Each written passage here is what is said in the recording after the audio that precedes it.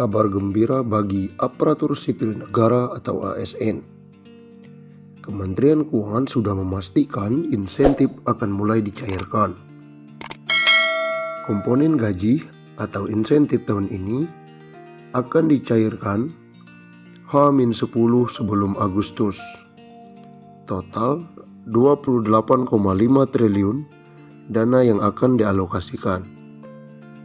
Dengan pembagian 14,6 triliun rupiah dari APBN diberikan kepada PNS pusat termasuk TNI, Polri, dan pensiunan, dan 13,89 triliun dari APBD untuk PNS daerah. Sementara itu, pembagian insentif melalui kartu prakerja kembali berlanjut. Dibuka per 8 Agustus. Nantinya ada 800.000 orang yang dibidik untuk mendapatkan insentif kartu prakerja. Nominalnya tidak berubah. Total peserta akan mendapatkan Rp3.500.000 yang terdiri dari Rp1.000.000 beasiswa, insentif sebesar Rp600.000 yang diberikan selama 4 kali atau 4 bulan. Kemudian 3 kali insentif survei dengan total Rp150.000.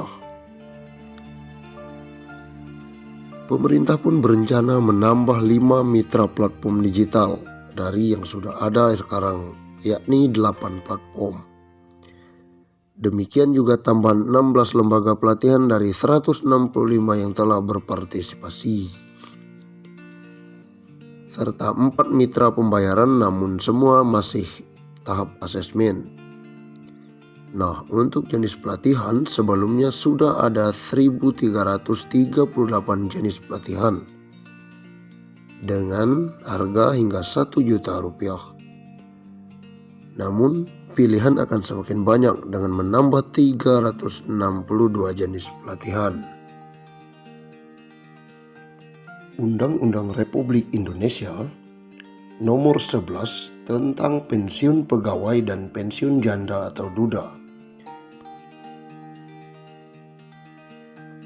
bahwa perlu menetapkan peraturan tentang pemberian pensiun pegawai dan pensiunan janda atau duda sebagai jaminan hari tua dan penghargaan atas jasa-jasa dalam dinas pemerintah kepada pegawai negeri yang sesuai dengan ketentuan-ketentuan dalam Undang-Undang Kepegawaian.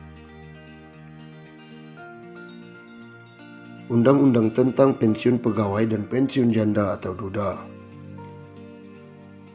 Pensiunan pegawai dan pensiunan janda atau duda menurut undang-undang diberikan sebagai jaminan hari tua dan sebagai penghargaan atas jasa-jasa pegawai negeri selama bertahun-tahun bekerja dalam dinas pemerintah. Pensiunan pegawai, pensiun janda atau duda, dan tunjangan-tunjangan serta bantuan-bantuan di atas pensiun yang dapat diberikan berdasarkan ketentuan-ketentuan dalam undang-undang.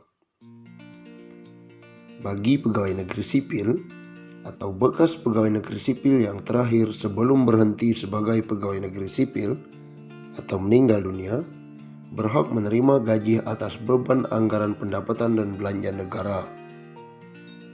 Menjelang pembentukan dan penyelenggaraan sesuatu dana pensiun yang akan diatur dengan peraturan pemerintah dibiayai sepenuhnya oleh negara, sedangkan pengeluaran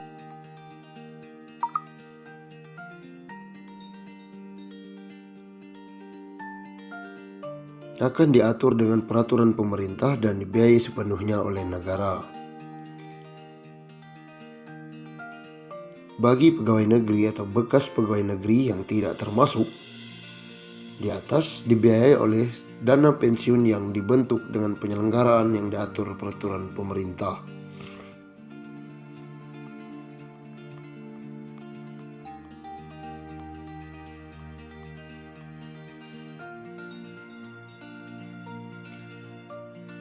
Undang-undang ini diadakan sebagai pelaksanaan ketentuan dalam pasal 19 Undang-Undang Pokok Kepegawaian yang menentukan bahwa jaminan hari tua pegawai negeri yang diantara lain berupa pensiun bagi pegawai negeri sendiri dan pensiun janda atau duda harus diatur undang-undang mengingat keadaan penghidupan masyarakat Indonesia.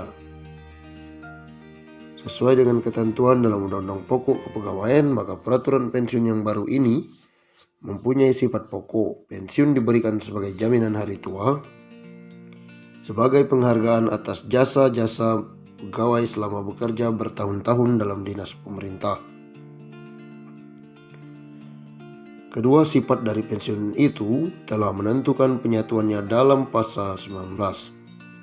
Undang-undang ini yang menentukan 3 syarat pokok untuk memperoleh hak pensiunan, yaitu telah mencapai usia sekurang-kurangnya 50 tahun, memiliki masa kerja untuk pensiun sekurang-kurangnya 20 tahun.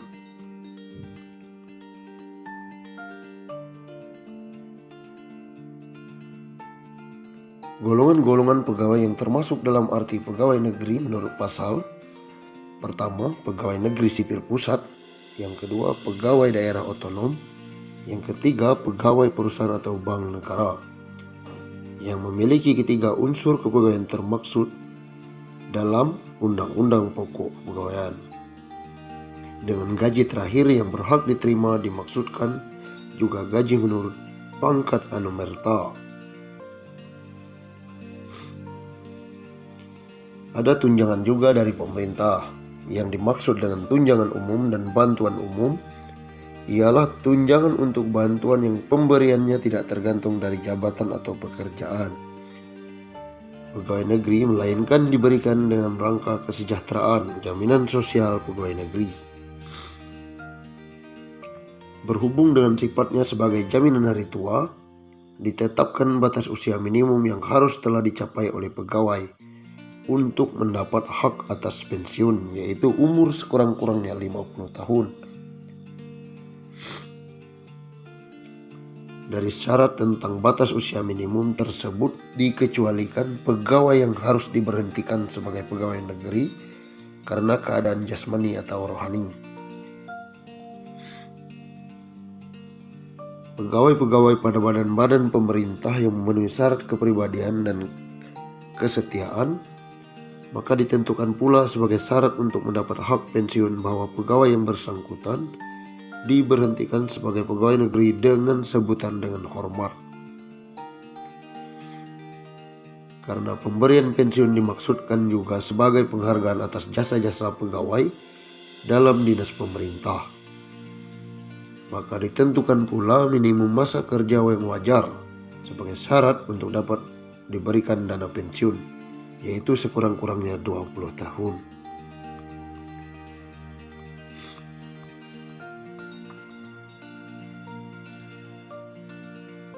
Besarnya pensiun pegawai sebulan untuk tiap-tiap tahun masa kerja telah